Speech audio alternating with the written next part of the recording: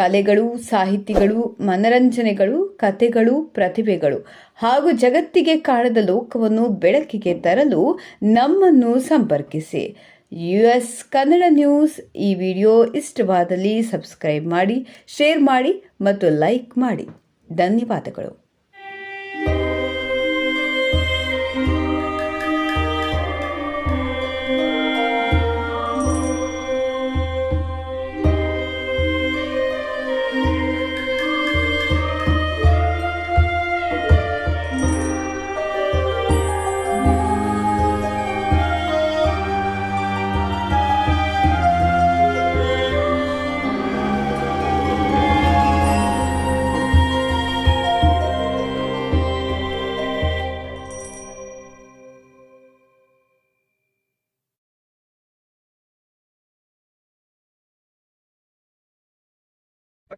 ಈ ವರ್ಷ ಕೂಡ ನಮ್ಮ ಚಿಕ್ಕೋಡಿ ತಾಲೂಕಿನ ಶಿರಗಾಂವ್ ಗ್ರಾಮದ ಬಸವೇಶ್ವರ ಜಾತ್ರೆ ಅತಿ ವಿಜೃಂಭಣೆಯಿಂದ ಆಯೋಜನೆ ಮಾಡಲಾಗಿದೆ.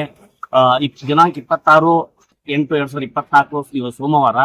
ಇವತ್ತಿನಿಂದ ನಮ್ಮ ಬಸವೇಶ್ವರ ಜಾತ್ರೆ ಸೋಮವಾರ, ಮಂಗಳವಾರ, ಬುಧವಾರ ಹಾಗೂ ಗುರುವಾರ 4 ದಿವಸ ಜಾತ್ರೆ ಇರುತ್ತದೆ. ಅದೇ ರೀತಿ ನಮ್ಮ ಆಯಾ ಕಾರ್ಯಕ್ರಮ ಕೂಡ ಇಲ್ಲಿ ನಿಯೋಜನೆ ಮಾಡಲಾಗಿದೆ. ಸೋಮವಾರ ಪಲ್ಲಕ್ಕಿ ಭವ್ಯ ಮೆರವಣಿಗೆ ಜೊತೆಗೆ ಮಧ್ಯಾಹ್ನ ಭವ್ಯ ಕಬಡ್ಡಿ ಪಂದ್ಯಾವಳಿಗಳು ಕೂಡ ಇರುತ್ತವೆ. ಅದೇ ರೀತಿ ಮಂಗಳವಾರ ಷರತ್ತು ಕೂಡ ನಮ್ಮ ಗೆಲ್ಗಾಂವ್ ಗ್ರಾಮದಲ್ಲಿ ಇರ್ತವೆ.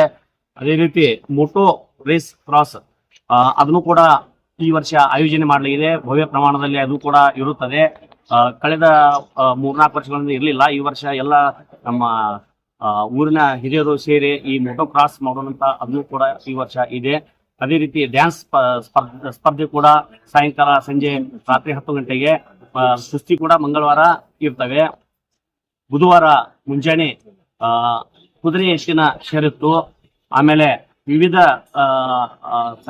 ಉಗುಳು ಸ್ಪರ್ಧೆ ಇರುತ್ತದೆ.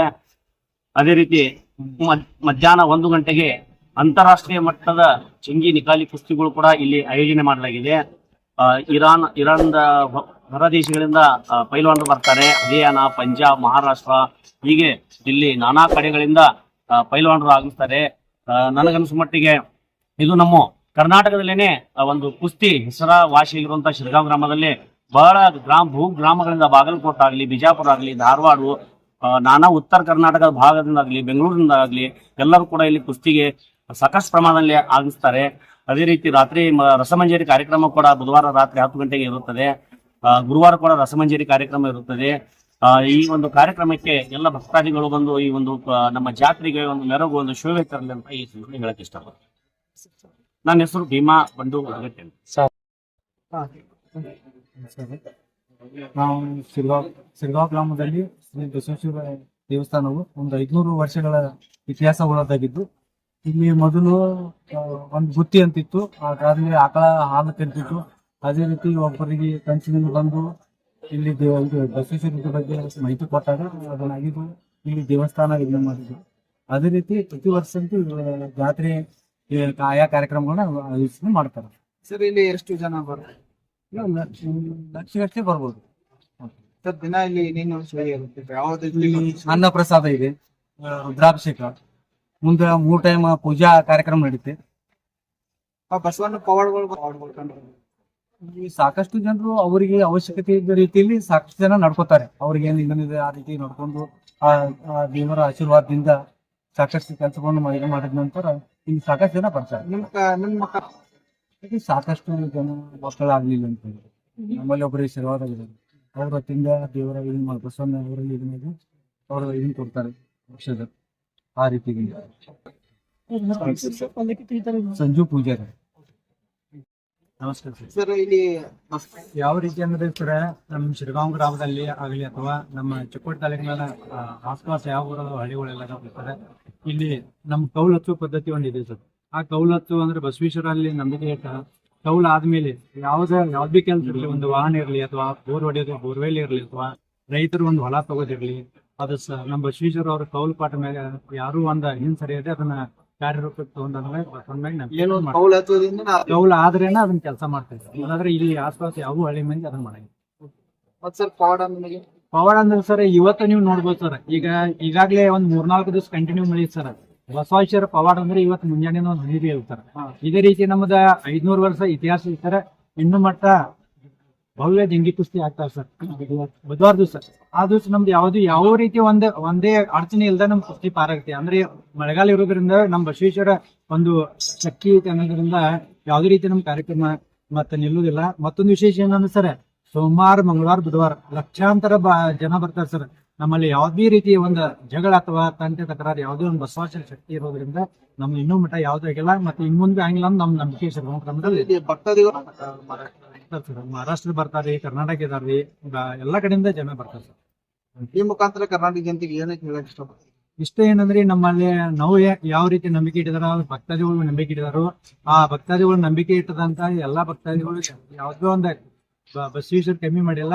ಅವ್ರ ನಿಷ್ಠೆಯಿಂದ ಬಂದ್ ಭಕ್ತಿಯಿಂದ ಅವ್ರು ಯಾವ್ದೇ ಒಂದು ಆಶೆ ಈಡೇರಿಸ್ಕೊಂಡು ನಮ್ಮ ಶ್ರೀರಾಮ್ ಗ್ರಾಮಸ್ಥರ ಪರವಾಗಿ ನಾವು ಹೇಳ್ತೀವಿ. ತಮ್ಮ ಸರಿ ನನ್ನ ಹೆಸರು ಅಪ್ಪಸಾರ್ ರಾಮಮೂರ್ತಿ. ಕರ್ನಾಟಕ ಮಹಾರಾಷ್ಟ್ರದ ಎಲ್ಲಾ ಹುಡುಗರು ಕೂಡ್ತಾವ್ರಿ. ಪುಣೆ, ಕರಾಡ, ಸಾತಾರ, ಪಂಜಾಬ, ಹರಿಯಾಣ ಎಲ್ಲಾ ಪೈಲ್ವಾನ್ಗಳು ತರಿಸ್ತೀವಿ.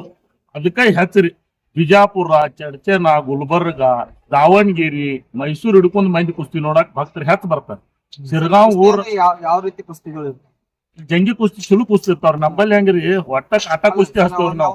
ಕೆಲವೊಂದ್ ಕಡೆ ಕೇಳ್ತೇವೆ ಒಂದ್ ಕುಸ್ತಿ ಬಿಡುಗುಸ್ತಿ ಆಗ್ಬಹುದ್ರಿ. ನಾವು ಮೊದ್ಲ ಠರಾವ್ ಮಾಡಿರ್ತೇವ್ರಿ.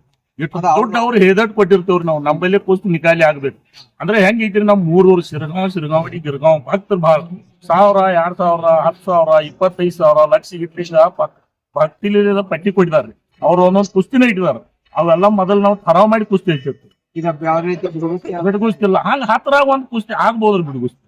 ಅದನ್ನ ಬಿಟ್ರ ಮತ್ತೇನ್ ತಂದ್ರಿ ಈ ಕುಸ್ತಿ ನೋಡಕ್ಕೆ 1,00,000 ಸವಾ ಲಕ್ಷ ಜನ ಕೂಡ್ತೀವಿ. ಈ ಮುಖಾಂತರ ನೀವು ಜನತೆಗೆ ಏನ್ ಹೇಳಕ್ ಇಷ್ಟಪಡ್ತೀರಾ? ಜನತೆಗೆ ನಮ್ಮ ಬಸವನ್ ಪವಾಡ ಅಂತಿದ್ರಿ ನಮ್ಮ ಕರ್ನಾಟಕದಾಗ ನಮ್ಮ ಮಟ್ಟ ಫೇಮಸ್ ಕುಸ್ತಿ ಎಲ್ಲಿ ಆಗುದಿಲ್ಲ. ಏನ್ ಆಗ್ತೈತ್ರಿ, ಇಂತ ಕ್ರೀಡಾಪಟು ಹುಡುಗರನ್ನ ಬೆಳೆಸದಿಲ್ಲ ಅಂದ್ರೆ ಚಟಕ್ ಹಾಳಾತಾವ. ಹಂಗ ನಂಬಲ್ಲಿ ಏನೈತ್ರಿ, ಪೂರ್ವಿನಿಂದ 8 ವರ್ಷ ಕಾಲದಿಂದ ಶಿರಗಾಂವ್ ಜಾತ್ರೆ ಅಂದ್ರ ಫಸ್ಟ್ ಕುಸ್ತಿ ಜಾತ್ರೆ.